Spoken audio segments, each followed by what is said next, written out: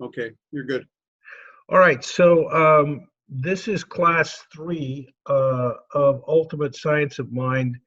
And just so for your review, what we've done is started at the introduction and we've said that there are 7 spiritual secrets of science of mind. And then we've uh, talked about them all in the introduction. And then in class 1, we talked about spiritual identity. And who we are and what is our identity. And then last week in class 2, I forget what we talked about. Who remembers what we talked about? Anybody? It was really a great class because, um, but at any rate, this week we're going to be talking about the spiritual power of wisdom. Um, and what wisdom is, and then we'll have a class next week, and next week we'll probably talk about the nature of the universal I am. Um, and then what I would like to do after next week. So next week will be the 16th, which will be a Wednesday. The next day, Gisela and I are leaving for vacation for a couple of weeks, so we won't have class for 2 weeks. But what I would like to do during that period is I will go ahead and assign each of you, if you will, a particular topic that you can have 2 weeks to prepare for, so that it'll give you a chance to enrich in one particular area and also share with the class when we return. Does that sound like a deal for everybody? Okay, good. So let's go ahead then. What I'm going to do then tonight is, why don't we ask Michael? Why don't you go ahead and pray us in for the class tonight then? All right, so let's just all again just take that deep breath in, inhale, exhale. Just be aware of your surroundings, be aware of the chair, or if you're standing, that's okay, but just be aware of the support that you have.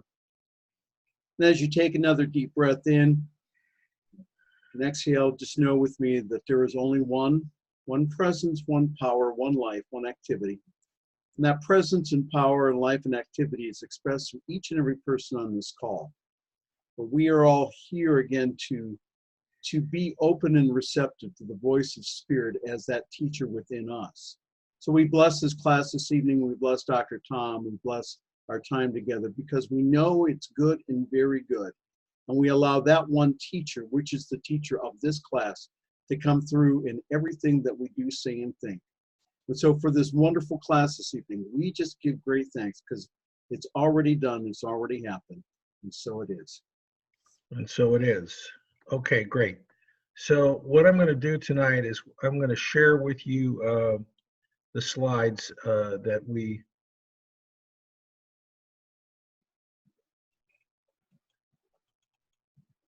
and we'll go from the beginning here. The slides that we sent out on wisdom, and so the purpose of tonight's class. Everybody can see those slides. Yep. Okay, so the purpose of tonight's class is to show you that there is such a thing as inner wisdom.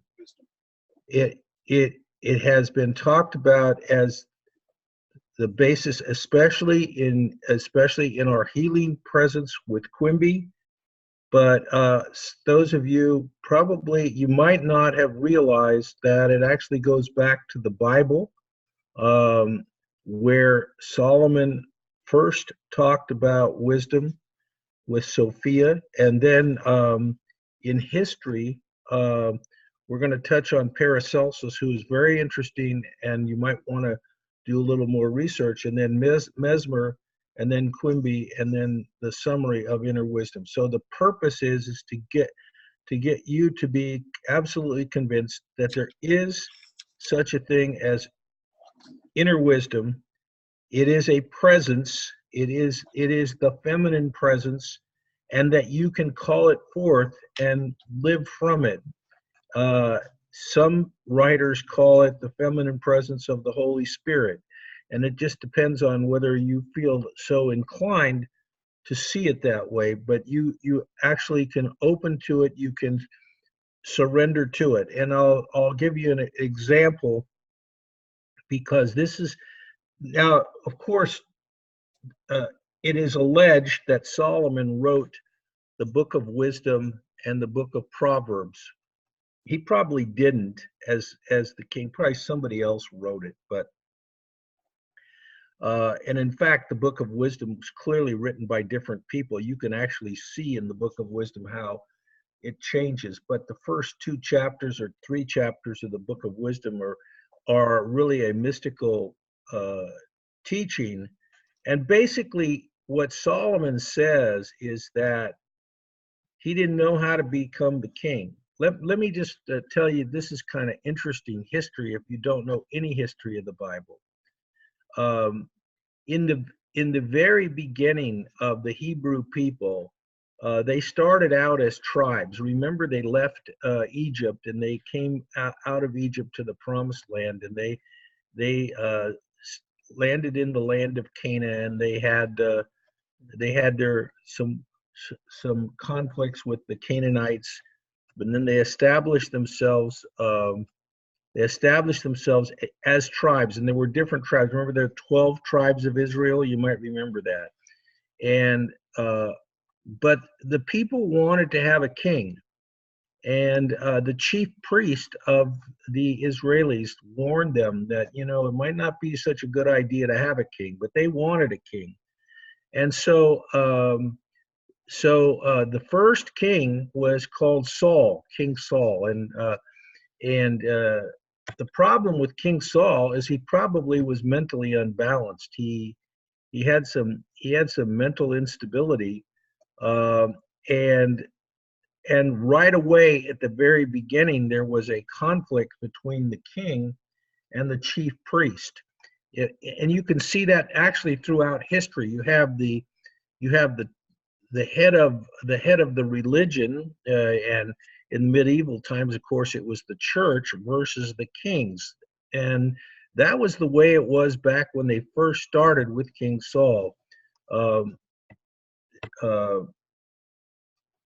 Samuel, who was the uh, head high priest, the priest, or the prophet to the king, he wanted Saul to do certain things a certain way, and Saul didn't want to do them that way. And so Samuel said, okay, he would go out and he would find another king, and he did. And that of course was David.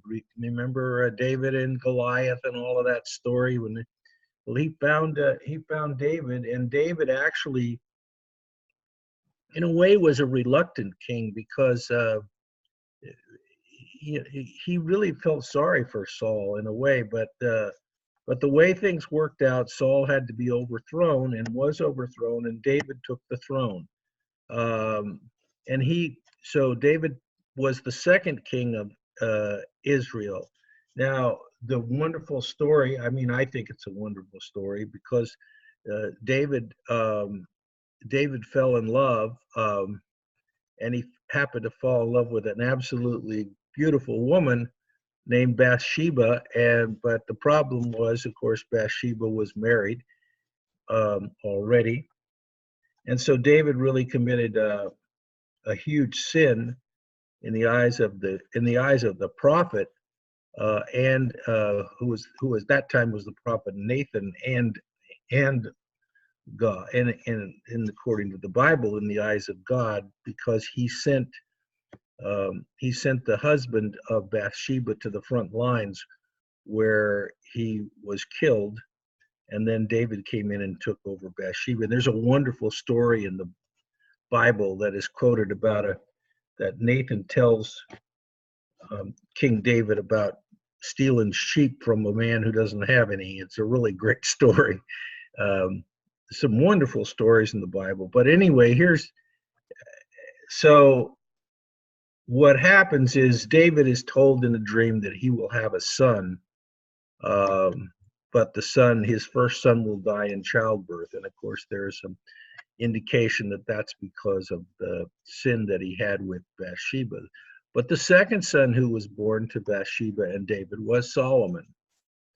And the interesting thing about Solomon is he was raised to be king, but by the time it was time for him to be king, he basically said, I don't know how to be king. Uh, and he had a dream, and the dream was, in order to be the king of anything, any domain, any person, you have to seek wisdom. And if you seek wisdom, and you really embody wisdom, then you're going to be doing the right things, because wisdom will guide you and direct you. And the name for wisdom in the Old Testament at that time was Sophia. And so the whole book of, there are two places where it's really talked about. One is in the 8th chapter of the book of Proverbs, and the other is in the first two chapters of what's called the book of wisdom. Now, you may say, if you know anything about the Bible, you may say, I don't know where the book of wisdom is. My Bible doesn't even have a book of wisdom. And that may be true because the book of wisdom is an apocryphal book. And the word apocrypha means not part of the canon literature. So if you pick up a Judeo-Christian Bible like the King James Version or the New International Version, they don't have the apocryphal books of the Old Testament. They're not in there. The Catholic Bible does have it in there. So you want to probably get a Catholic Bible if you want to read your book of wisdom.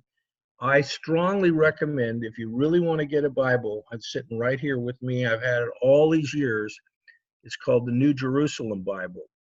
And the New Jerusalem Bible is basically, it's basically the same Bible as the Catholic Bible. And the reason I like it, I mean, I like some of the beautiful poetry from the King James, but in the New Jerusalem Bible has tremendous footnotes, and you can really learn about things. And of course, it has all of the apocryphal books, including the book of wisdom.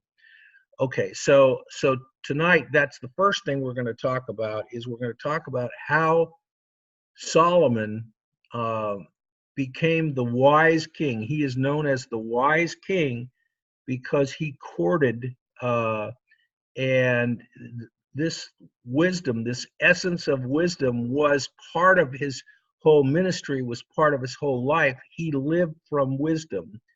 And he tells each and every one of us that we can live from wisdom too. So let me stop right there and ask if anybody has any questions or comments on what I've said so far. I just kind of gave you some background. Anybody want to comment on anything that I've said so far? Okay, to me, it's very fascinating material.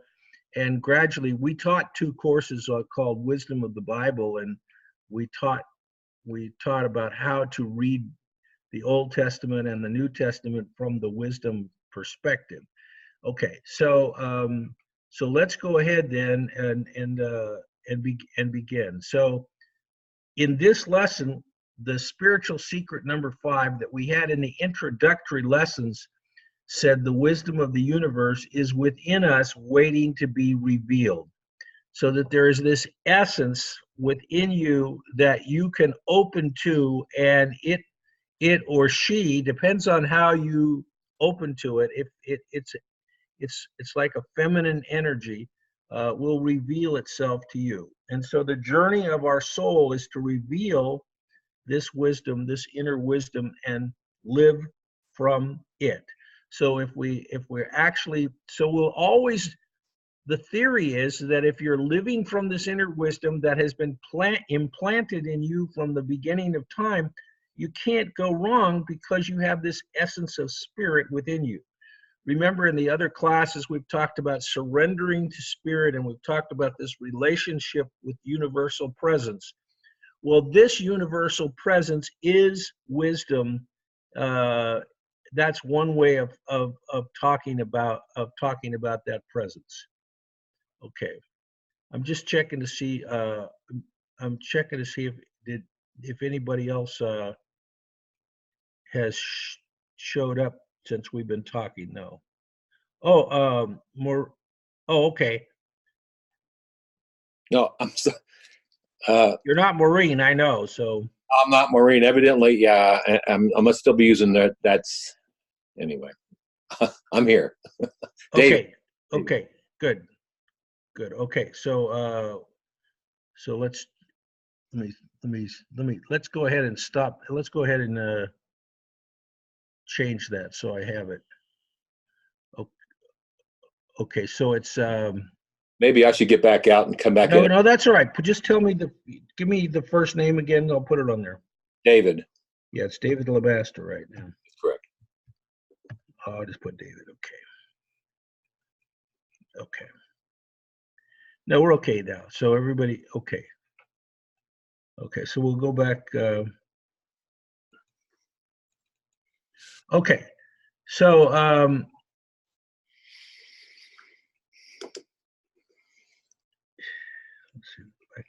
let's go back to the.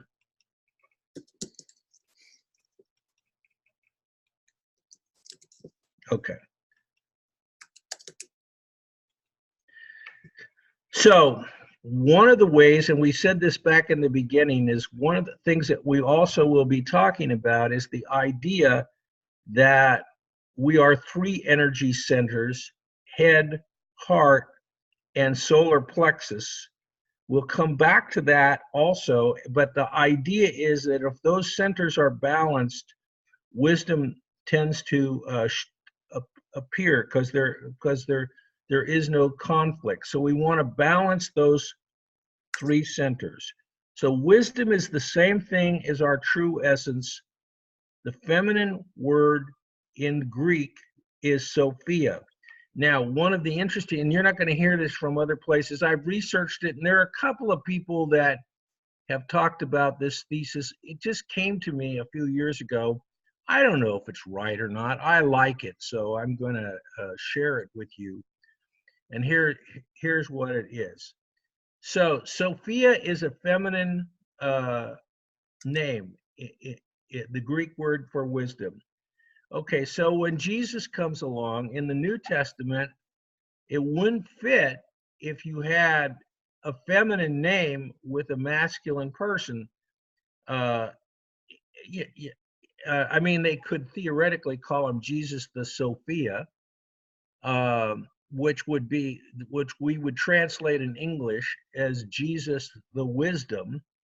So they had to find another name that was masculine that said basically the same thing as Sophia. So what I'm saying here is the word Christ, which actually means, you remember the word Christ is the Greek word for the Hebrew word Messiah.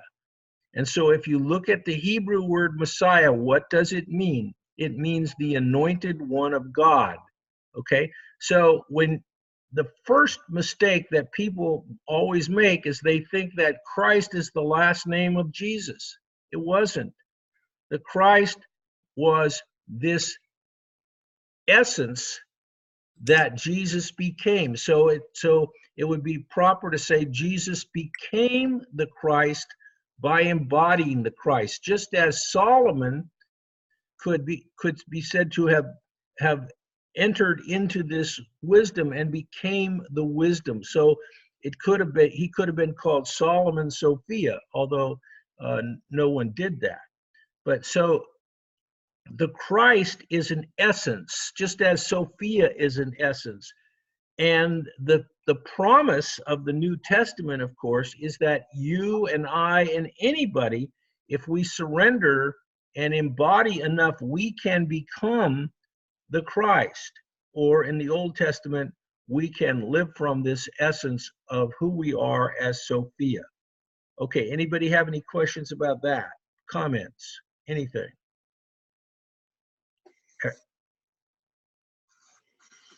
Everybody's clear so far, right?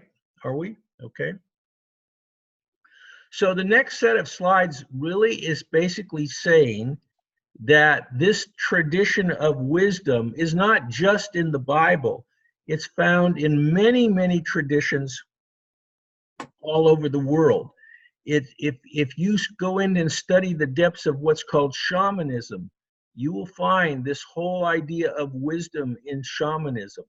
It's in the Eskimo tradition. It's in the Egyptian tradition. It's with the Greeks. It's with Plato. It's with Pythagoras. It's with Hindu thought. It's Buddhist thought. You can always go in and you can always find that there is this tradition, the inner tradition of wisdom, and that if you learn who you are as wisdom, then you are coming from your essence. It's talked about, for example, again, this is biblical. You may have heard of Melchizedek, who was the king, and the high priest.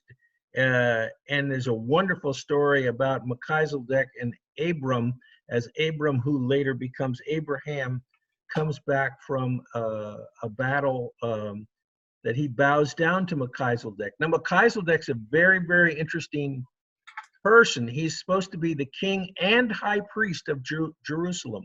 At that time, known as the King of Salem. And Abraham immediately recognizes him, and he allegedly gives the secrets of wisdom to Abraham. When Moses was in the temple with the high priests of the Egyptians, he was, according to rabbinical tradition, was also given these secrets of wisdom. So wisdom permeates through the entire Bible, and it's found in the soul of every person. If it always leads to your divinity, so that if you open to this wisdom, if you can invoke it, you can call it forth, and it comes to you just as and according to Solomon, it comes to you just as a lover comes to you, because it is the beloved who is coming to you. And so in the Old Testament, it's Sophia. In the New Testament, it's called the Christ. It's eternal. In other words, it's the eternal essence, never been created, never been destroyed. Every person, I took this picture of a potential Messiah because you might want to take a look at that guy and say, come on, is that guy a Messiah? I mean, is that guy, does that guy have wisdom within us? I don't know. I mean, he's not very attractive in a way. But the answer is, of course, because we all of us have this wisdom within us. There isn't anybody who doesn't have it. We all have it. It's all implanted within us from the beginning of time. And the only difference in people are some people open to it and allow it to come out and become like a partner in your life. So that everything you do comes from this basis of wisdom, and some people are still asleep to it. They don't fully recognize it. So what we want to do is we want to come to the full realization of wisdom, and when we do, then we can live our lives as spiritual beings. We recognize our divinity. Okay, so it can be courted. And as I said, it's in the book of Proverbs, and it's in chapter 8 of the book of Proverbs, and in the Old Testament book of wisdom. And it's a feminine energy. And from it says, happy are those who keep my ways, listen to my instruction, and become wise. For whoever finds me finds life. Now, of course, I don't know how you're feeling about this as I'm giving you this information. I know how I felt about it the first time I read it. And my response was, oh my God, I can't believe this. I can't believe that the Bible is, I had no idea before I discovered the book of wisdom. I probably discovered it like 20 years ago, and I just couldn't believe what it was saying. It spoke right to my heart. And said, you know, this is the mystical essence of truth right here. It's all here. All you have to do is read it. And so I did. and I began to read it, and I started with the first chapter and the second chapter. And I'm not going to repeat all of the quote. I put this quote in here because the first thing you learn about is that Sophia was with God at the very beginning of creation. And I love the part where it says, when he traced the foundations of the earth, I was beside the master craftsman, delighting him day after day, ever at play in his presence, at play everywhere on his earth, delighting to be with the children of humanity.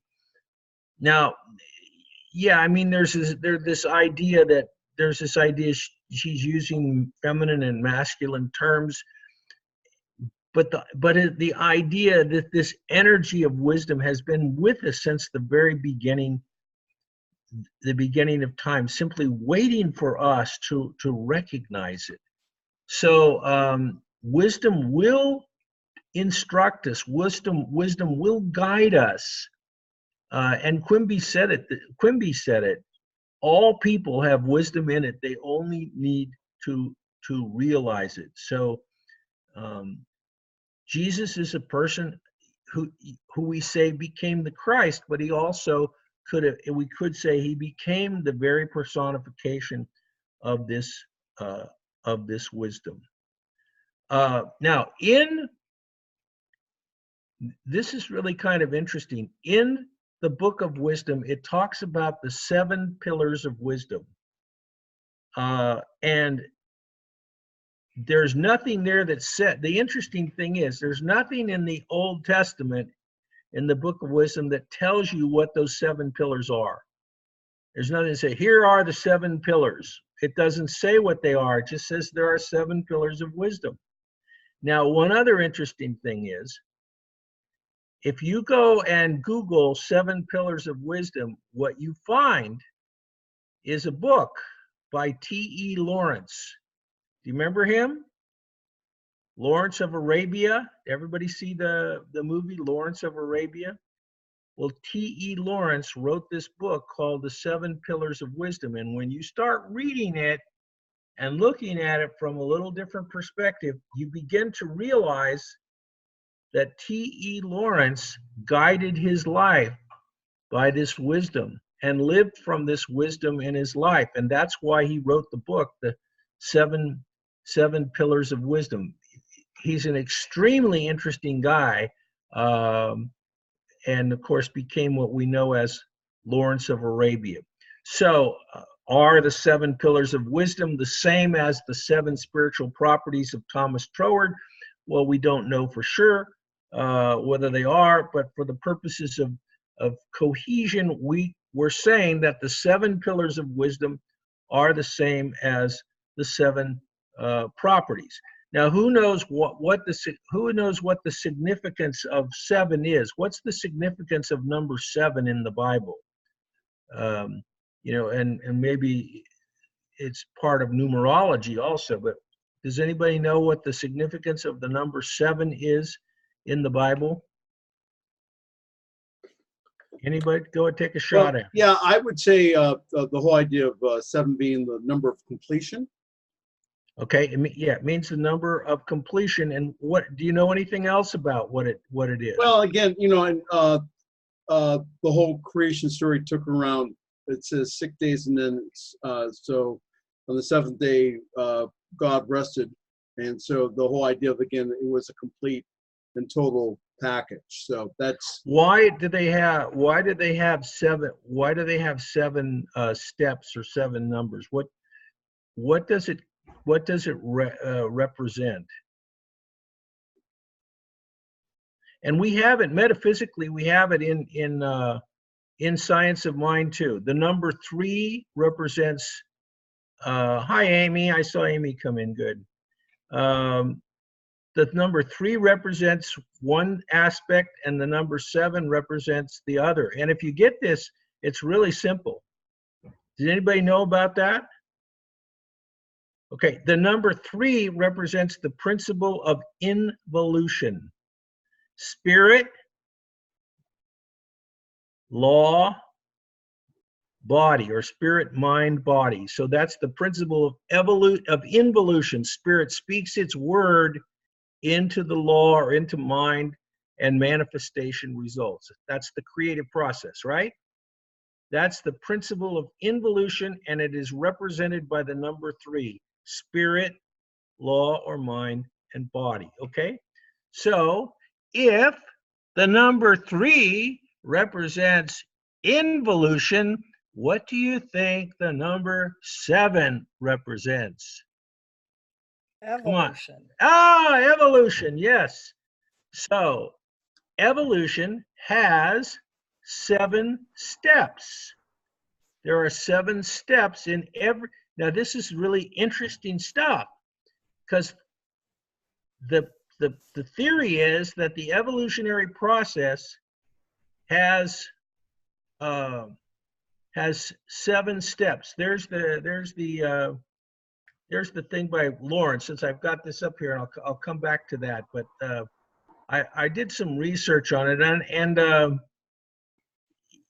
he did write this poem, and that's why I think he was really influenced by Sophia, wisdom. He said, "I loved you, so I drew these tides of men into my hands, and I wrote my will across the sky and the stars to earn your freedom, the 7-pillared worthy house, that your eyes might be shining for me." And this one didn't come exactly from him, but it related to him. "Oh, gracious one, to thee alone I make a daily devotion of my heart." Now that's what Solomon would say, really, to Sophia.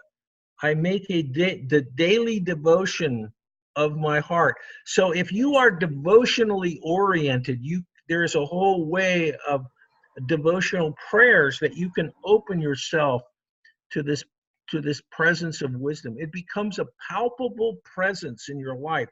It isn't some kind of abstract concept, but it is an actual presence that guides you and directs you, that guided and directed, and in theory, guided and directed T.E. Lawrence.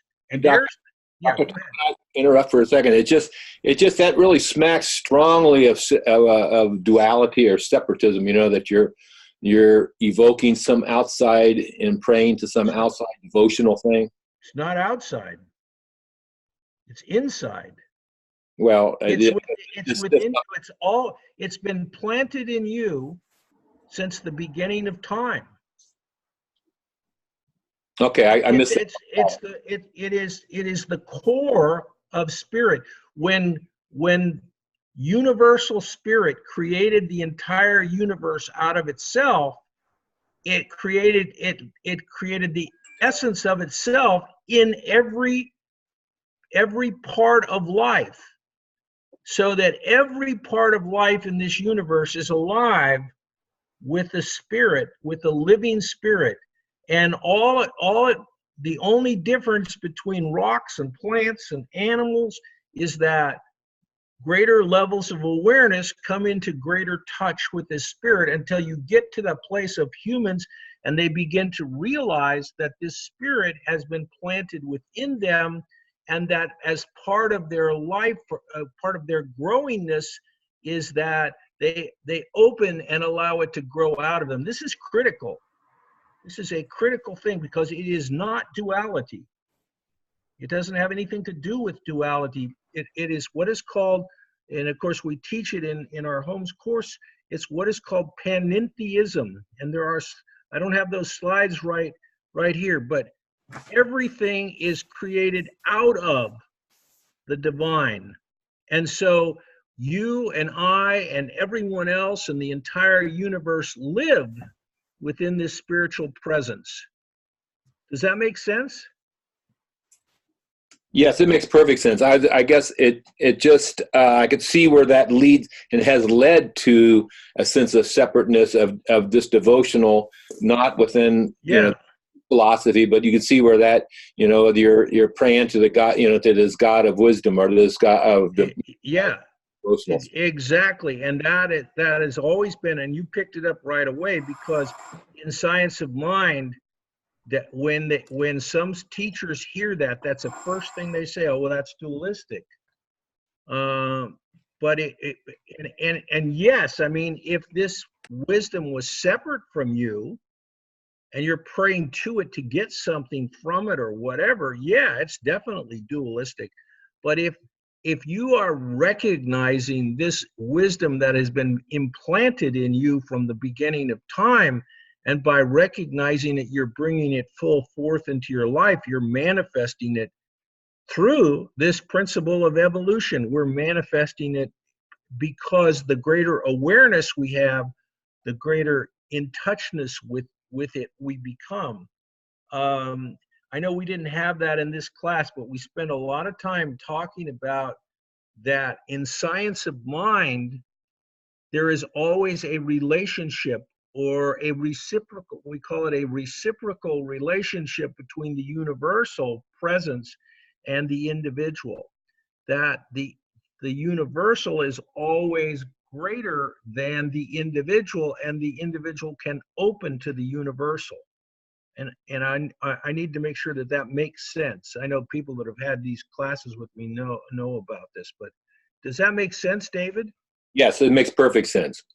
Okay, because see, there are some people and I'm not going to go into this tonight, but there are some people in science of mind who teach a total principle of what's called non-dualism. And what they basically come to the conclusion is that the individual is God, and that really in essence there is no difference. And eventually, through this process of realizing the truth of who we are, we merge into the cosmic oneness, and in that there is only God. And it makes a lot of sense to some people. That's total non-dualism. Ernest Holmes said that you never merge into the cosmic oneness, that what happens is you become more individualized. Both Troward and Holmes says it's critical that they say that you become more and more individualized. So there's always a relationship. I want to make sure you at least you understand the 2 points. There are some people I've got people in our teaching I've known for a long time who still are total non-dualists. They just say you eventually emerge in the cosmic oneness, and part of that has to do with Eastern teaching. But Ernest Holmes was not a total non-dualist. He was what we would call a qualified non-dualist. He doesn't use that terminology, but that's what he was. So are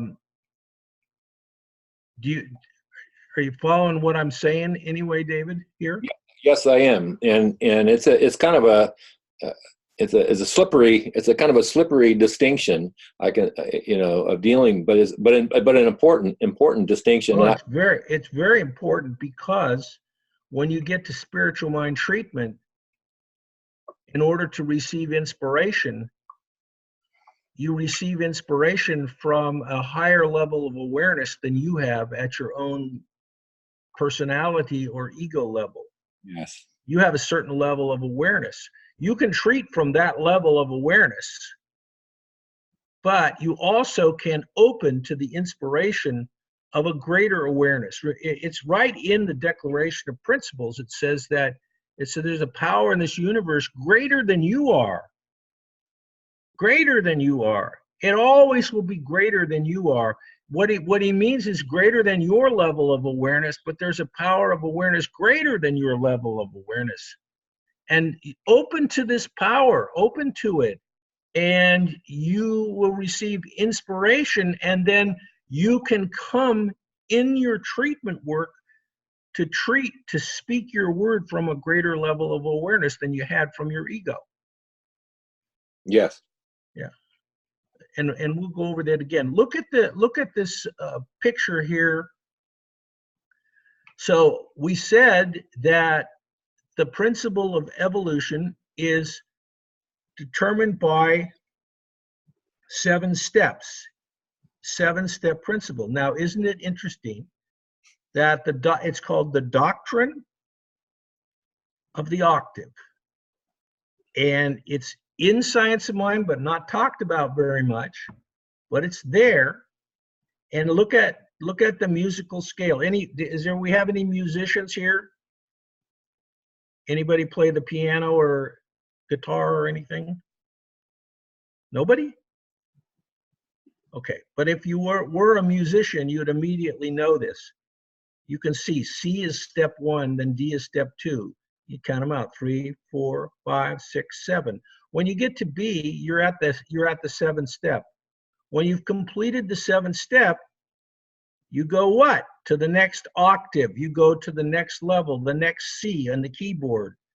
So you go from middle C here, or if you wanted to the next highest C. And you go through 7 steps. Now, I'm not going to go into a lot of detail, but what people have found out is said, okay, notice what the keyboard does. This is really interesting. Notice that after step 1, step 2, they go along the same, and then all of a sudden, where's that black key? Where's the black key between E and F? It's not there. And so there's a shock point between step 3 and step 4. And then you go, okay, and then the black keys come back in again, back in again, back in again. And right at the end of the 7th step, right at the end of it, the black key's missing again. Woo! Now, this is something I have not checked this out to see if it is true. You can take, for example, the boiling of water, and you could take water at room temperature and call it C, and you could put heat on the kettle, and the pot begins to boil. And the theory is, just like anything else that's taking place, this reaction that's taking place goes through 7 steps. According to the theory and physics, I haven't seen the physics and the mathematics that does it, but according to the theory, when you get to at the end of step 3, you need to keep it going, you need to apply a little more heat. And then to get it to boil, you put a little more heat on it. In other words, there are 2 shock points. Now, what some people have done is they've taken this theory of these 7 steps and applied it to dieting, for example. They say, okay, you want to lose weight. That's your goal. You want to go on a diet. So what you do is you go out and get the diet books and you start preparing the meals. And you go through the first couple of steps, and boy, you lose 5 pounds in the first 3 days. Hot dog, I've lost 5 pounds, I'm feeling wonderful. And then all of a sudden you reach the first shock point. At that point, you need to have something to push you to the next one, because what happens is people will always go through the first 3 steps and then they'll fall back again. And then if they can get somebody to push them, a trainer or some motivation or some extra motivation, they push them through to the next, out of the shock point into the next area, and they go almost to the end, to the 7th, and that's where we say you clutch defeat out of the jaws of victory. In other words, you're just ready to make it, you're just ready to do it, and then you fall back. You need another push at the very end, you need another push in order to accomplish your goals. So the purpose of evolution is to go through these 7 steps. And Troward's idea of these principles, that you incorporate all of these together and go through all of these steps together. And when you incorporate all of these 7 steps, you move to a new dimension of who you are. You move from what a human being in the human kingdom to a divine being in the divine kingdom. Does anybody have any questions about this? The 7 steps of evolution. Is this all clear to everybody? Okay. I'm not here. See, you can never know when you're teaching or talking about these classes on the internet, because I can't see if your eyes are glassing over, saying, "What is this? I don't get it." It's really fundamental. It's fundamental stuff in terms of taking over and working out projects and doing all kinds of things to go through this evolutionary process. So this wisdom talks about our house, that house, and it's and there's that statement in Corinthians, in the book of Corinthians. I'll tell you a story, and then I'm going to stop for a second and ask you guys some questions. In 1992, I started writing a book, and for some reason, I don't remember what the reason was, but well, somebody put something on my desk about angels, and I got interested in angels, and I said to myself, I'm going to write a book about angels. And it turned out that the book was called Angel Quest, and I've got copies of it, and I still have lots of copies of the book because I didn't sell them all. But what would happen is, while I was writing the book, I would wake up at 3:16 in the morning. And almost every morning that I woke up, I went and looked at the clock, and it was 3:16. So I said to myself, well, that's got to mean something. So I said, well, I know John 3:16, that I forget what it says now, but I know what John 3:16. Anybody remember what John 3:16 says? For God so loved the world that he Yeah. gave his only begotten Son. Exactly. Okay. Yeah. So God so loved the world, he gave his only begotten. And I went and looked at it, I said, that can't be it. And then I saw Corinthians 3:16. And it says, in Corinthians 16, it says, don't you know that you are the temple of the living God, and the Spirit of that God dwells within you? And I go, yes, we are the temple of the living God. And that's what wisdom was talking about. And so I knew that 3:16 meant that we're the temple of the living God, and that gave me some more inspiration for the book that I completed. So we're spirit. We're obviously spirit, mind, and body, and those things need to harmonize to come together. Okay, so I'm going to stop just for a second right now and just check in with you, because I've been talking all the time. So Amy, what do you get out of this so far? So I really like that idea of wisdom, and that I crave that palpable presence. You said there was something that we could go through to court that. Yeah, you can. There are a number of things you can do. You can try the prayer of spirit of revelation, which is simply, Spirit, reveal to me what I need to know in this situation, so that I may act upon it, whatever it is that I'm working on. I mean, that isn't directly dealing with wisdom. It's a more universal prayer. Spirit, reveal to me what I need to know, so that I can understand and act upon it lovingly, creatively, and wisely. Reveal to me. And then you sit in meditation and you listen for what it is that you need to know.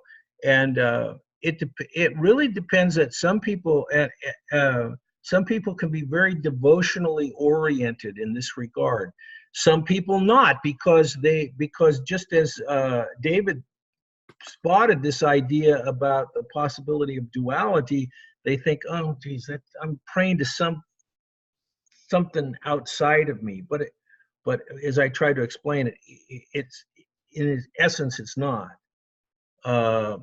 Yeah, so it's the idea of courting. And so what I would suggest to it, if you're really into it, is get a New Jerusalem Bible and actually take a look at those chapters and see how they quicken you. And maybe even before that, you can read, take the book of Proverbs chapter 8. I'll tell you what, don't go buy one. Go on the internet, and you can use the Catholic Bible, and it'll have it in there, and put the book of wisdom in there, and you read the first 2 or 3 chapters. After the 3rd chapter of the book of wisdom, somebody else wrote that stuff, and you can immediately tell that person doesn't know what they're talking about. I mean, they're talking about something totally different. The Book of Wisdom, the first 3 chapters, is total mystical stuff. Okay, Dana, how about you? What do you got out of this so far? So much. I did not grow up with a lot of Bible history. And so a lot of what you're teaching, especially as it pertains to the Bible, is really fascinating. And I also love the idea of the 7 and how it permeates every aspect. I live with a musician, and I see how all of these aspects come together, and I love that idea of the 7 coming into so many different aspects. And then that courting of Sophia, the courting of wisdom. I have felt in my own experience that it has courted me. There have been times when I knew something at a high level, knew my path, but got discouraged years ago, and was tempted to give up. And that Sophia tapped me on the shoulder with something that about knocked me over several times, to remind me that I could trust that higher wisdom. It was coming through me, and to get back on the path. And in each time I did. So everything we're talking about tonight is just expanding my awareness of that Sophia. I like that. The feminine. It's like anything else. You have to be open to the possibility of it to experience it. Of course. If you're not open to the possibility, you don't experience it. Yeah. Well, it's like you take one step towards God, God takes 1,000 steps towards you, but you got to take that first step. Yeah. Jay, what about you? What do you got out of this so far? I'm fascinated by the 7. I like how the pillars of wisdom, but I have a question for you. Is there a particular order in those 7 pillars? Well, that's an interesting question. So I wanted to know the answer to that. So I went into Troward and I said, okay, where does Troward first talk about these 7 spiritual properties? And the answer to that is in a book called Creative Process in the Individual. And then my second question was, well, does he start with one and then go reason from one to the other? And the answer is yes. And as I'm sitting here right now, the first 3 are light, life, and love, which makes total sense. And if you look at them, you could say, now here's what I believe and came out of it. I don't know which one he talks about first. I think he talks about light first, but he could have talked about life first. I don't remember. But he reasons from one to the other of those first 3. But to me, what it is I believe that there is what's called the glue of the universe that tends to connect everything together. It's built into the fabric of our universe, and we call it love. Okay, I believe that the manifestation of this love, when we see this love, it's light. That's what Ernest Holmes saw when he had his experience at Whittier Church. He saw dancing light. So I believe that the manifestation of love is light. And then, of course, love and light together, to me, is really what life is all about. So those 3 connect up to each other. And then Troward he goes through a whole argument. He says, well, then because you have to have those, then obviously you have to have power, because anything that has light and love and life has to be powerful. So then you have power. That's the next one, the 4th one. And then after power is, let's see, love, life, power, love, light, life, power, peace, because they're in harmony and you have peace. So you have power and you have peace, and then then the manifestation of all of this, he says, has to be beautiful. So the next one is beauty, and then you feel this tremendous feeling of joy for the whole process. So those are the 7 that Troward comes through. But you can read those in the creative process in the individual. He talks about that. Okay, did you have a statement, David?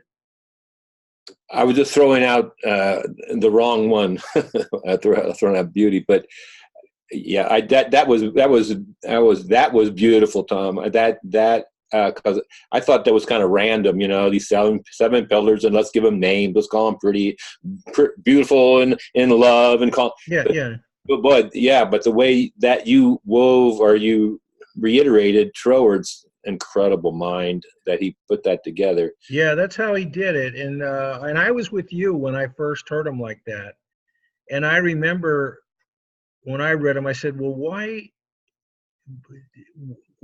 are these the ones he labeled? Because, I was thinking all kinds of things, gratitude, forgiveness, and different ones, but those were the 7 properties that he talks about. So, okay, Robert Palamo, what did you get out of this so far? A lot. There's also a lot of review from the other classes of wisdom that we took. But the thing that's really talking to me right now is it's both a divine principle and the personification of that principle. Yeah, that's right. It's really speaking to me right now. It's just becoming so clear. And it makes sense when you say it can be courted, it can be embodied. It's all tied in together like that. Yeah, and it's the same thing. I'm glad you said that, the principle and the personification, because it's the same thing when you look at universal spirit. Universal spirit creates everything out of itself. There's this universal principle. But then you say, well, what's the activity of this? What's the activity of this universal spirit? There's an activity of it. And that's the personification of it. It moves into life. It is a living spirit. And so it creates out of itself, there's this emanation of spiritual substance that comes out of this spirit. So you have this 3 in 1. You have this universal creator, sustainer of the universe. It not only creates the entire universe, but sustains it. Then you have the activity of this one, which is universal substance, which emanates out of spirit and creates everything out of this. Everything comes out of this substance. And then you have the result, the body, the manifestation, the 3 in 1, spirit, substance, body. And you're going, oh, 3 in 1 again. It's all there. Yeah, and I know that there are people that know a lot more than I do. They're mathematicians, and they'll tell you that this universe is a mathematical universe. And if you can understand the math, you can see how it all comes together. John, what did you get out of it so far? Thanks, Dr. Tom. There are a number of things. I like what you brought up with the scale of octaves and the shock points. I find myself a lot of times at shock points, and I have used the prayer revelation that you've talked about and other variations of that to go ahead and seek and realize the inspiration to do what is mine to do from those shock points. There are times, of course, where my thinking turns to, well, this isn't for me to continue with, and there are other times where it's like, yeah, this is for me to do. And one of the other points that you made about invoking wisdom for the realization of the Christ, since I was about 11 years old, I also have invoked the Spirit of Christ. The Sacred Heart of Christ was one of the powerful images that I picked up from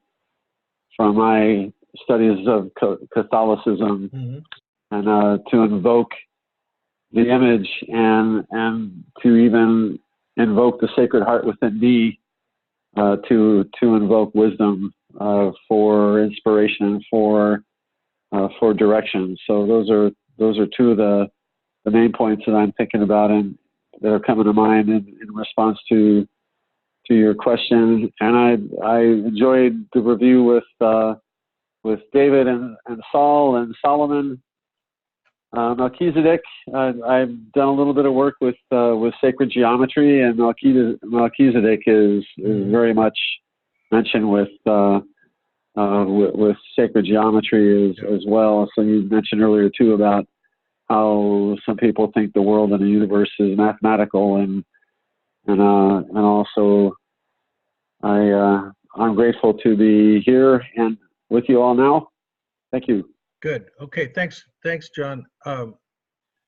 Yeah, I forgot what you brought up something, but it'll come later. But that's this. Oh, I know what I wanted to ask Dana. Dana, you said you live with a musician?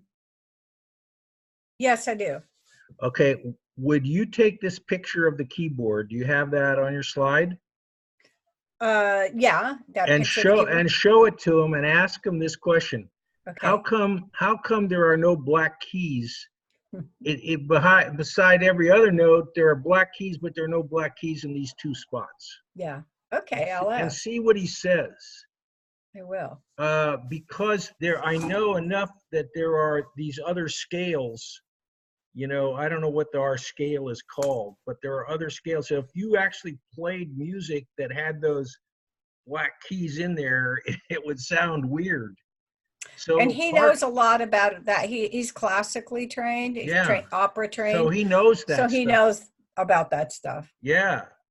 And it's I know that there's a way in which you can play those black keys that aren't there, but it sounds weird. And see, that's the thing. Everyone can hear music and go and say that's harmonious, or that's dissonance. Yeah. You immediately know whether it's a dissonance or not, because it isn't the harmony of the universe. And you can go start doing research on the musical spheres of the universe. There are people then, and I don't know how legitimate this is, but of course people have had near-death experiences and come back and said they heard the harmony of the universe, and here's a record, and it's only $9.95, and you can get it on eBay or whatever. You know, who knows? I don't know, but I mean, that's, you know, they're using all kinds of this stuff. Well, we went to see a movie last night, funny little cute animated movie called Abominable. It just came out.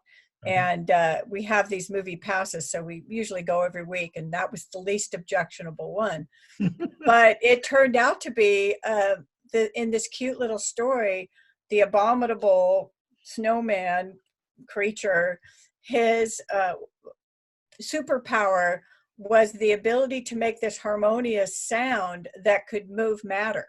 That was part of the story. So I was giggling as we were talking about how sound. Yeah. That was the superpower that was highlighted in this little cartoon, is through harmony, through specific notes, he was able to move matter. Wow, that's great. Now, David, I didn't call on you again, but do you have anything else you wanted to add? Yes, Dr. Tom, I wanted a couple things. One is that, you know, some time ago it occurred to me, because I too have had these things come at me about wisdom, and that how important that was what I really was seeking, and of course with that intent, a lot got downloaded, and how incredibly rare, if hardly at all, you ever hear that word, hear that term in the media, anywhere. I never hear that. You never hear the word wisdom. It's in our culture. It's just try to listen. Next time you hear it on the radio or TV, the word wisdom. Yeah, and most of the time when they do say it, and you can even look on the internet, it'll talk about it has to do with learning from history. It's, you know, it's more than knowledge, and it's like you learn from. It has to do with knowledge plus experience. Right. And that's not what this is, of course. That's what we're talking about. And then the other thing I wanted to mention was something I learned from a reverend prayer partner that I had, is about the prayer for capacity, and that really of helping expand my capacity because, like you said, the universal is, there's so much, and you got to increase your capacity to understand or to grasp some of that. Yeah. And, that's the same thing. That's the same thing as increasing your awareness, isn't it? I would imagine, yes, Yeah. yes. Yeah. Yeah, it's just different people use different terminology. Okay. Palamo, did Barden show up, and does he have any comments?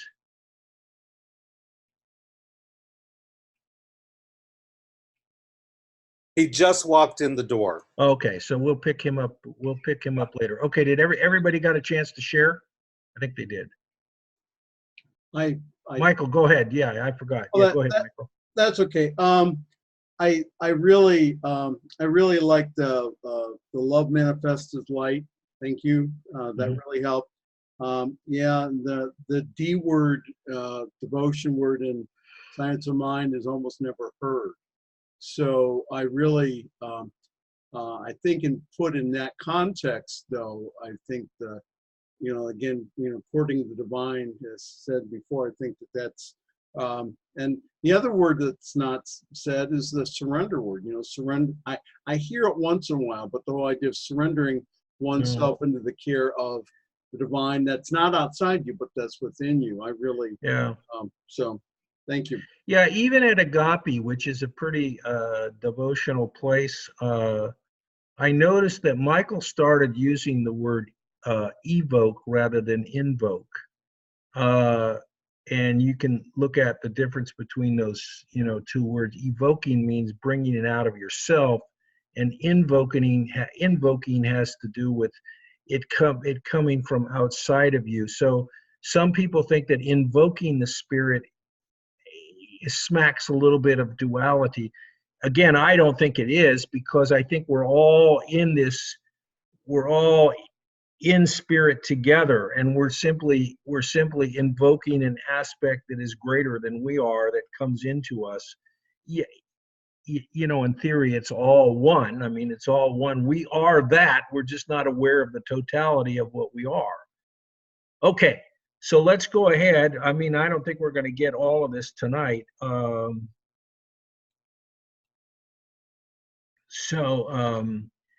Then Solomon talks about how you find wisdom. And, he basically says, set your heart on what I have to say. Listen, and you will be instructed.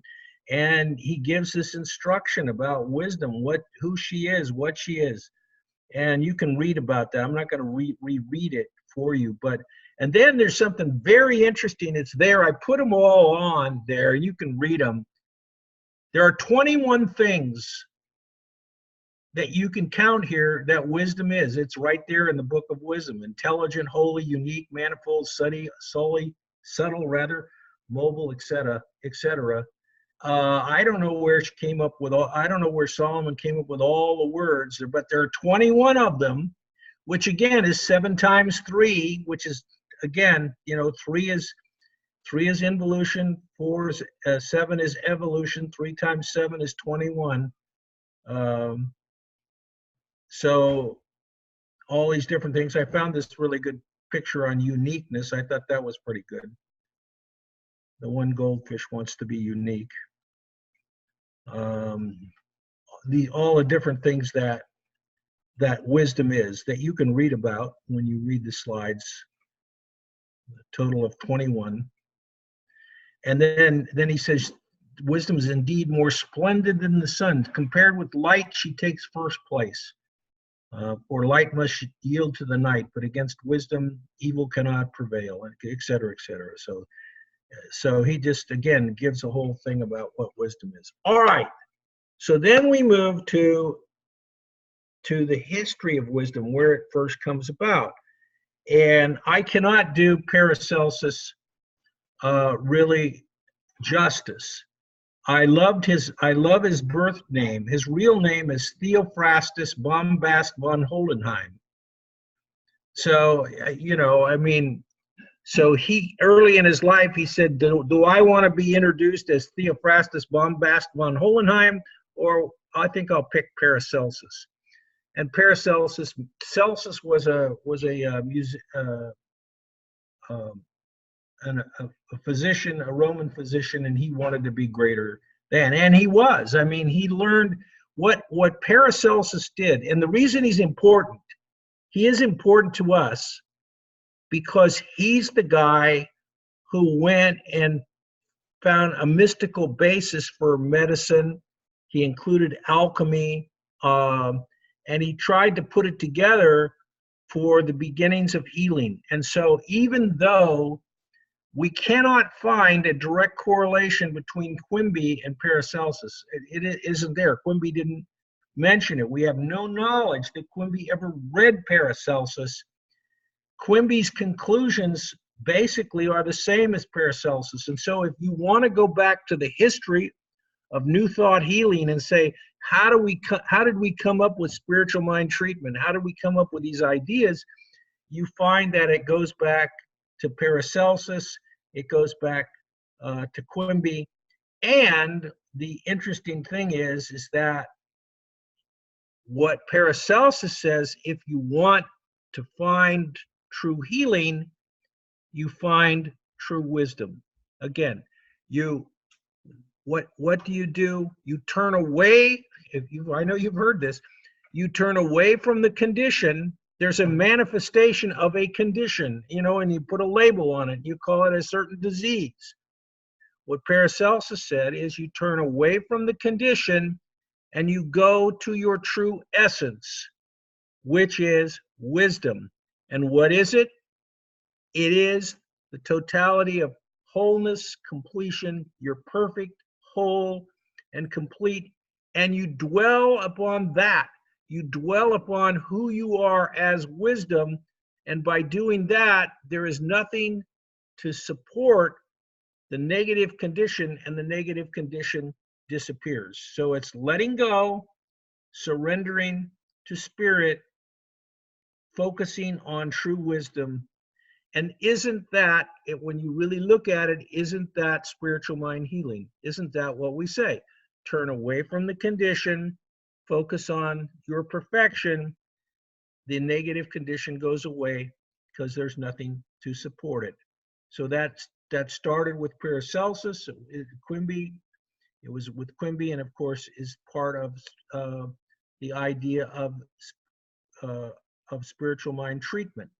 And of course, Paracelsus is the one who said that everything is alive. So he said it before Troward said it. And you can go look up on the internet, and sometimes it's attributed to Rumi, but it's a Sufi idea that consciousness sleeps in the rocks, dreams in the plants, stirs in the animals, awakens in humanity.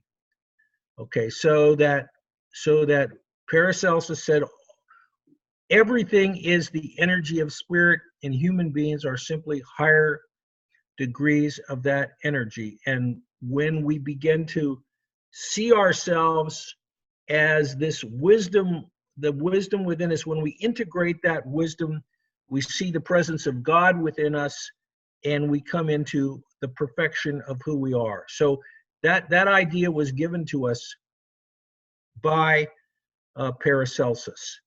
And of course, there's a definite connection between Paracelsus and the next guy who shows up is Mesmer. And so I wanted to, this is from Browning. It's a very famous quote from Browning: "Truth is within ourselves. It takes no rise from outward things, whatever you may believe.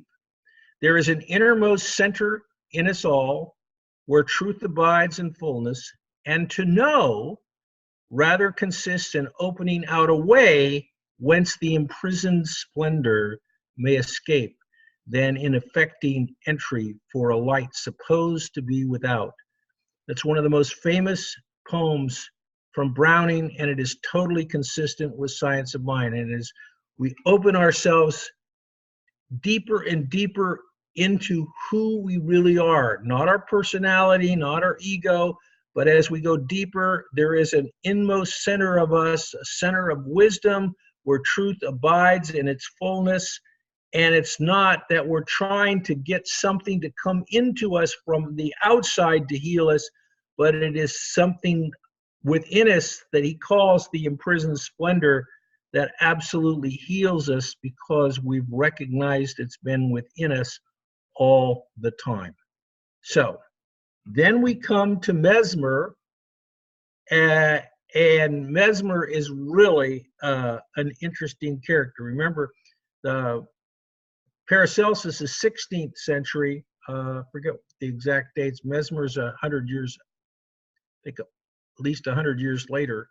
And Mesmer is really the father of what we would call hypnotism. And very quickly, I'm not going to go into the details with Mesmer. You can read about him, but it's very interesting. What Mesmer was looking for, Mesmer thought there was this magnetic fluid that was inside of every person, and that there was some connection between the stars and the planets that had this magnetic energy and the magnetic fluid within us. And so that if there was a way that he could channel and harmonize this fluid, the healing could take place. That's what he thought. And so he built elaborate things. He built this tub with this fluid and filings in it, and he actually was very successful. He made a lot of money in Paris with his tub. You can read all about it. It's all there in the slides.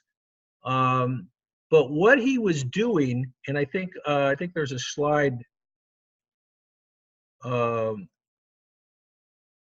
It tells about the energy and all this thing. Yeah, and this particular slide here,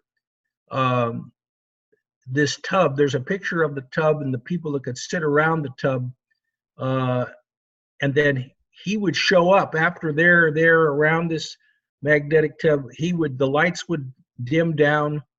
The music would play on what was called, there's a picture of it, it's called the glass harmonica. That actually was invented by Benjamin Franklin, by the way, and you play it with your fingers. And it makes these weird, I don't know if anybody's ever heard the sounds of a glass harmonica, but they're kind of etheric kind of sounds. And then Mesmer would show up with a long purple robe, and he would enter. So what he did, but he didn't know he was doing it really. What he did is he put people into suggestive states so that he tapped into their subconscious mind. You see, he was the first person who really got into what was called the subconscious mind. Before this time, nobody knew that there was such a thing as the subconscious mind. So Mesmer is really the father of the subconscious mind and the father of hypnotism. And what happened was, even though he didn't intend necessarily to put people into a trance, the effect was they did go into trance states where they were highly suggestible. And he could heal people through this power of these suggestions. And it was very important, because when Quimby started his work, again, no indication, this is very interesting, no indication that Quimby read Mesmer. They looked for the connection. Wasn't there.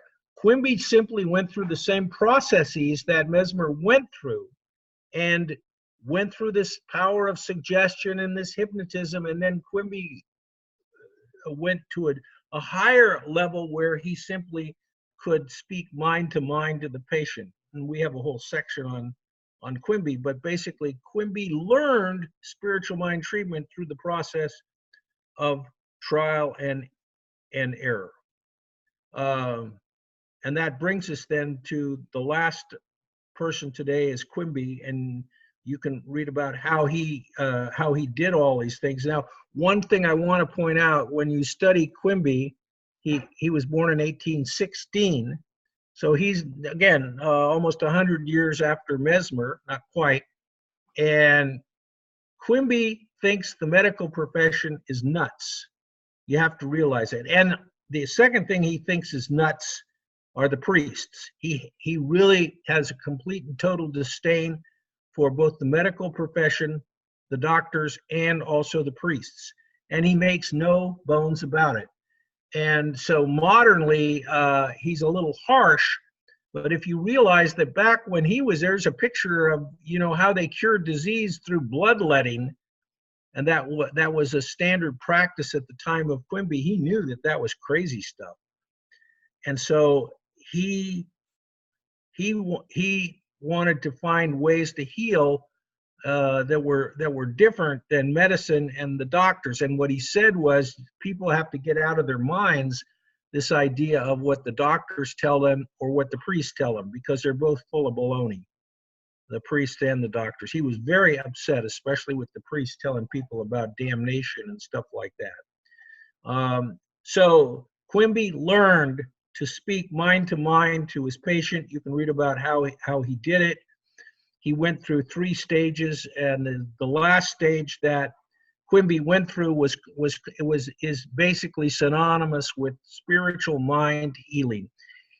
He basically convinced the patient that there was within the patient this wisdom. He also called it the Christ. So notice he goes, remember when we started back in the beginning, we said Sophia was wisdom, and there was the Christ, the anointed one. Well, Quimby combined them together and said they're all one thing. There's an inner divinity within you that knows the truth and that you can open to it. And when you do open to it, anything unlike it goes away, and we can commune with it. And that's what he talked about, communing with this infinite power of wisdom, that he could know the truth. He didn't have to concern himself what was in the rational, conscious mind of the patient. He simply needed to know the truth about the inner wisdom, which is also he called scientific man, and also the Christ. It's all the same thing. And by realizing this Christ mind, a healing would take place. Okay, so it's pretty much the slides pretty much spell out the idea of how Quimby used this idea of wisdom. So what we want to say, I think this is a good slide here. Quimby said there are 2 persons residing in each of us. Each person has 2 identities. One's called the natural man, and that's you and I when we identify with the world of effect. We see the world having independent significance. We see things as real in and of themselves. They're not dependent on spiritual things. They're simply the material things. We become materialists. We're the natural man. Then he says there's another man within us called the man of spirit, or the man of wisdom. The natural man lives in time and space and is governed by beliefs and opinions. Spiritual man lives in eternity and is governed by wisdom. And so what we want to do is we want to bring these 2 together so that the natural man living in time and space can live as the spiritual man. And that's really what we want to do. We're not here to escape the relative world. We're here to live in the relative world, but to live in the relative world as a spiritual being. So if you're suffering from some that people call a disease, it's simply a misidentification with the world rather than identification with wisdom. And so what we want to do is we want to focus our attention on the wisdom, and then this false identification goes away. We transcend the world of belief. We enter the world of wisdom. And so that's what our goal is. So going back to the beginning, this 5th spiritual secret of science of mind is to bring out this inner wisdom that is contained in us, that we are that wisdom, and we want to personify it in our lives. So we want to live from that wisdom. And there are many places we can find. So there's a summary at the very end This wisdom's found in the soul of every person. Everyone has equal access to it. As we open our inner wisdom, we open to our real innate divinity.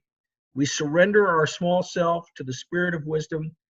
We're not just human beings, but we're spiritual beings of wisdom, and that we continue to live in time and space, but we continue to live from our true nature as wisdom, in wholeness and in harmony, and as the spiritual beings we are meant to be.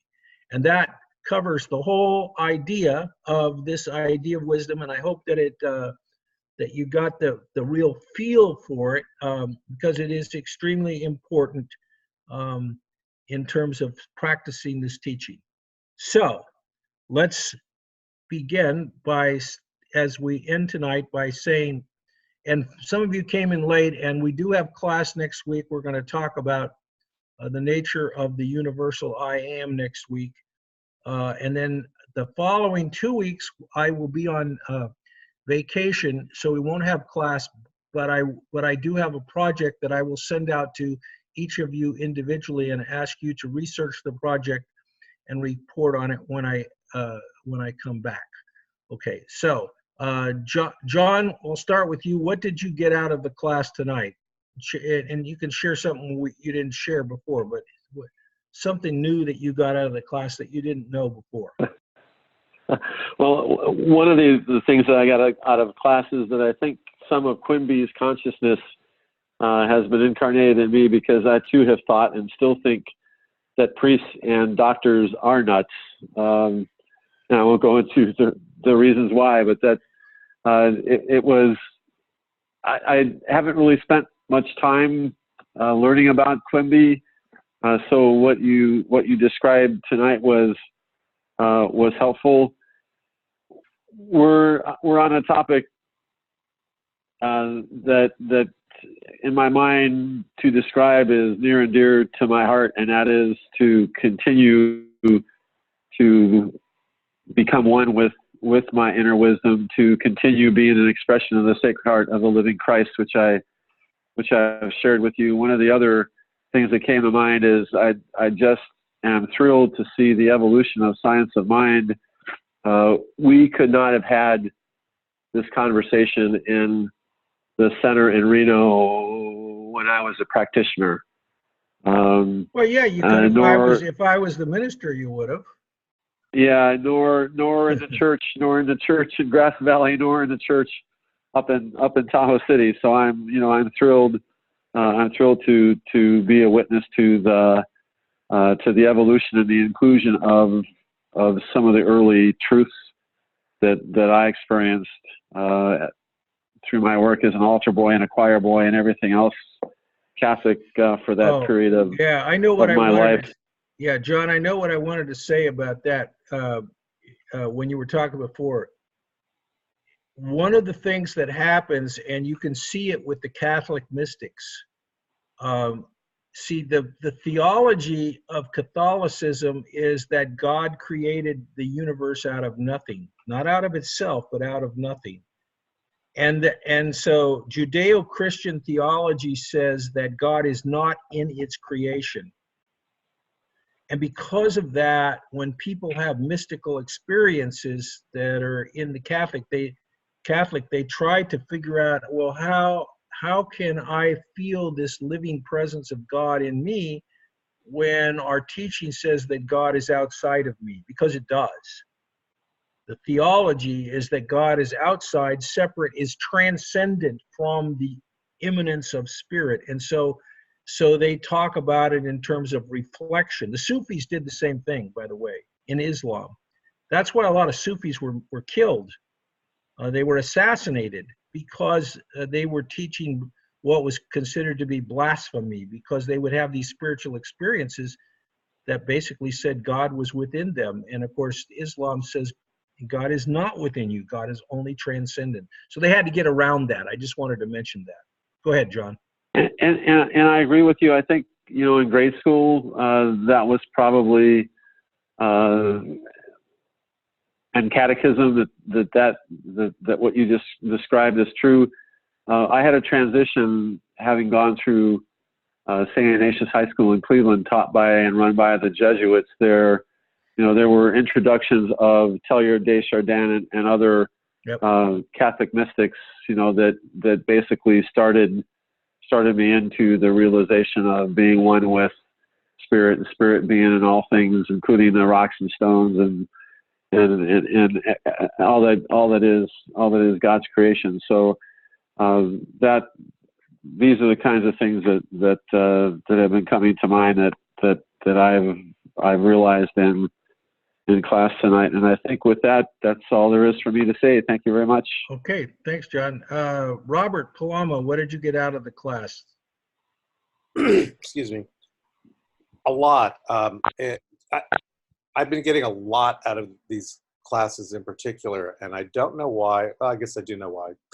We've taken a few classes with you, and for some reason, with these last few classes, I'm beginning to understand. That's not really the right word. Maybe embody is the better word. I'm beginning to feel spiritually what I haven't felt in a long time. All of a sudden, the light bulbs are going off in my head and everything is starting to make sense. So, we talked about, we had the class on wisdom and the Old Testament, and we went through all that. And going through these reviews, because they're really reviews for me, it's like making sense all of a sudden. I'm understanding it. It's becoming devotional again, which is something I'd really missed and haven't had in a very long time. I can feel it. It's not just emotional. It's deeper than just emotion. And so thank you, because it's incredible. Sure. John made a statement about you maybe couldn't have this conversation where there's other centers, but, I don't want to create the impression that the things that I teach are the center post of science of mind in our movement, because I don't think they are. Did Barden have anything that he wanted to offer? I know he came in late, but any impressions that Barden had? He got pulled away because he's working on a project that we have to finish. Okay. It's not that it's different. It's clearer, and it's more about the essence of the teaching and the principle. I went to a center a couple of weeks ago, and the whole thing started with, it was a music video of Taylor Swift, and that's how they began the service. And I'm sure it had a message. I don't know what it was, but to me it was just like, where was the principle? So to be in this class, it's really a gift. Thank you very much. All right. Okay. Jay, what'd you get out of the class tonight? Well, I'm a big fan of repeating patterns in nature. So when we were talking about the number 7, I was motivated to Google all of the different things that come in 7s or that are represented by 7. Mm-hmm. So that was a good connection. And I think somewhere in the reading that you sent this week, it talked about connecting with nature as part of the evolution towards wisdom. Mm-hmm. So I like that. I also like the thought that spiritual man and natural man can coexist. Yeah. As opposed to having to start with natural man and then go through that transformation to spiritual man. I like that thought that you can have those both. Yeah. That you're still living in time and space, but from a place of wisdom. Yeah. Yeah. And that's why science of mind is, to me, is so important, because we're not trying to escape this world. We're trying to live in it in an enlightened state. Dana, what'd you get out of the class?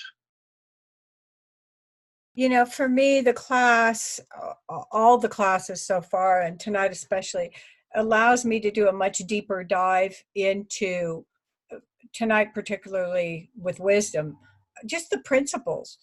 Because I'm not at one center every Sunday, I'm at generally a different center every single Sunday. Sometimes I notice the principle gets diluted or watered down quite a bit. And so to be able to be in this deeper dive, and also I'm the opposite of growing up with the Catholic background, or that I grew up all in New Thought. And it allows me to see other perspectives that share and deepen some of these ideas, new books to read, new places to look. I did not know what the Book of Wisdom was. And so for somebody like me who did not have that exposure, this is deepening my exposure. I'm so grateful. Okay, So grateful. Great. And David, how about you? What did you get out of the class? Wow, I just wanted to, what Robert Palama was saying was I could just resonate to that whole aspect of the mystical principles, or I don't know if principles is the right word, because I've been mostly the services that I've gone to, and I help with the live streaming at Seaside, and Reverend Christian does a tremendous job, but so much of it is, I think, to my defense, is fluff. It's just fluff. It's a bunch of music. It's you know, like one song I love is "God is Good." It's just like, boy, I grind my teeth. You know, to me, that's pure dualism. You know, that's, God is so good.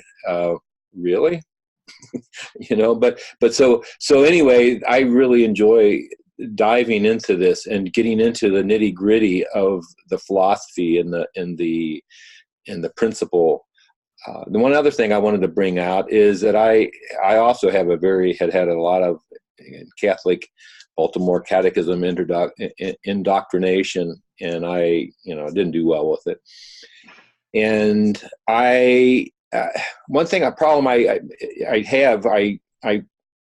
spent a lot of time with Alaska Native population and teaching them, and I resonate more toward that energy. And so much of everything we talked about, if you think about it, it's all going the other direction. It's all going back to back to Europe, back to Greece, back to all that instead of, and so that's one way to look at it. That's one angle.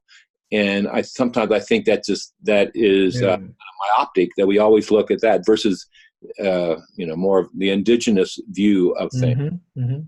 One thing we can say is New Thought is the ageless wisdom of the planet. Okay.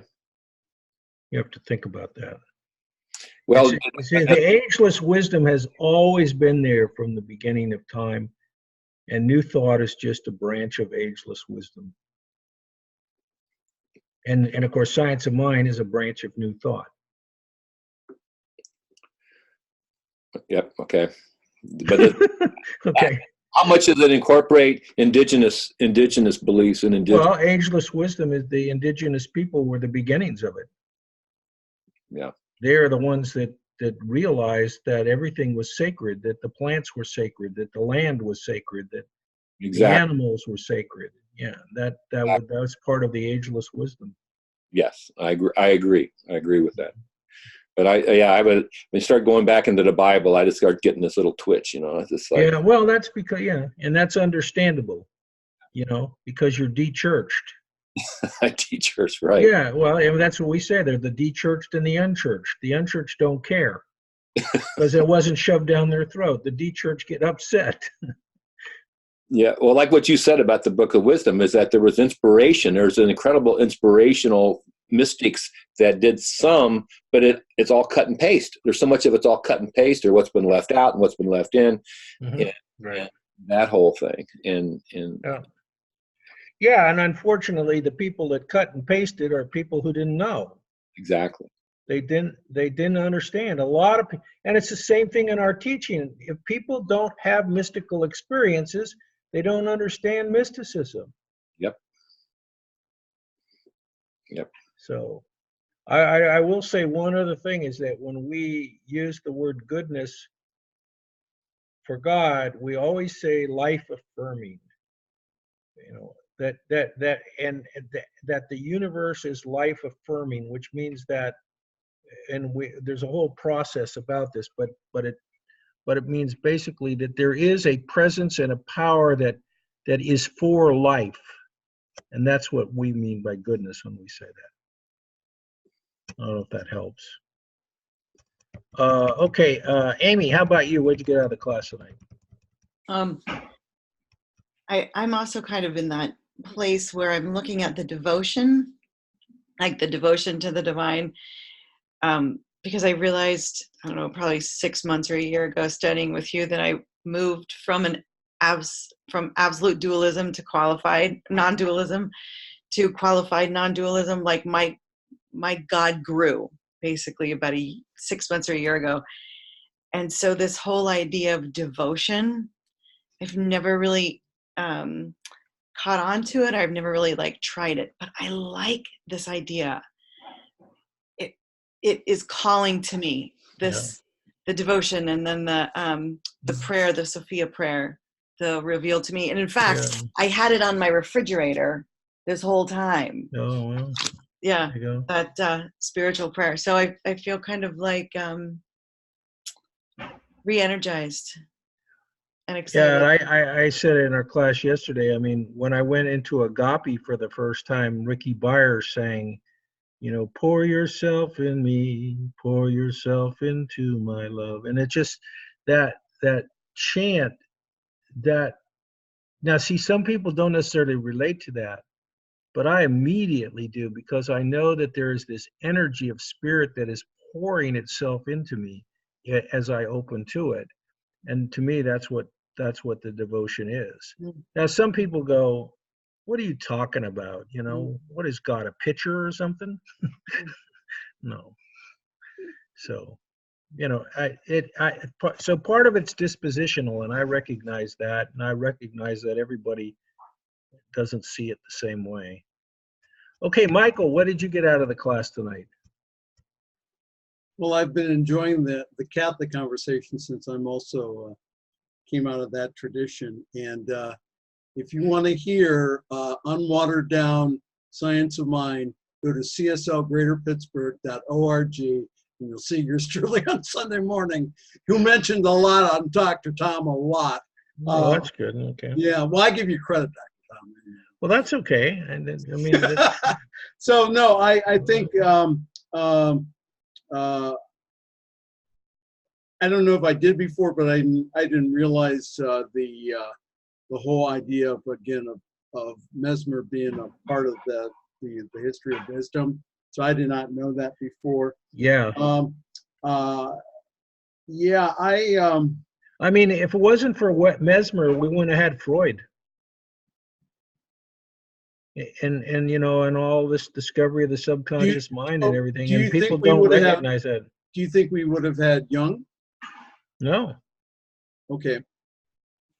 I mean, eventually they would have come around to, but they didn't know what the subconscious mind was until Mesmer started with it, and he actually dealt with the big thing that Freud started with was hysteria, what was called hysteria at the time, when he first had the female patients, and Mesmer was doing exactly the same thing 150 years earlier. No, but again, that revealed to me that devotional aspect. I really, and you know, for me, I really on Saturday nights I go to. I belong to a ministerial group here in Carnegie, and I've been going around to other ritualistic, you know, like for example, going to the Lutherans, and I even went to my friend's Polish National Catholic Church the other evening, and just again that kind of I mean, I see good in all of it. So yeah, of course, it's really good. So of course, and I know I have I've gone to the Eastern Orthodox, and around here they have the Greek Orthodox Church. And you can get into Eastern Orthodox, and you can touch into the they're way more mystical than the Western Catholic Church. Very much so, yes. Yeah. Okay, great. Well, thank you guys. Did everybody get a chance to share? Anybody else want to share anything else tonight?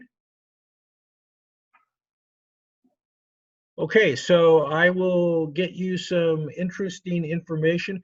Next week, next week it's going to be very interesting. It's called God and Autobiography. So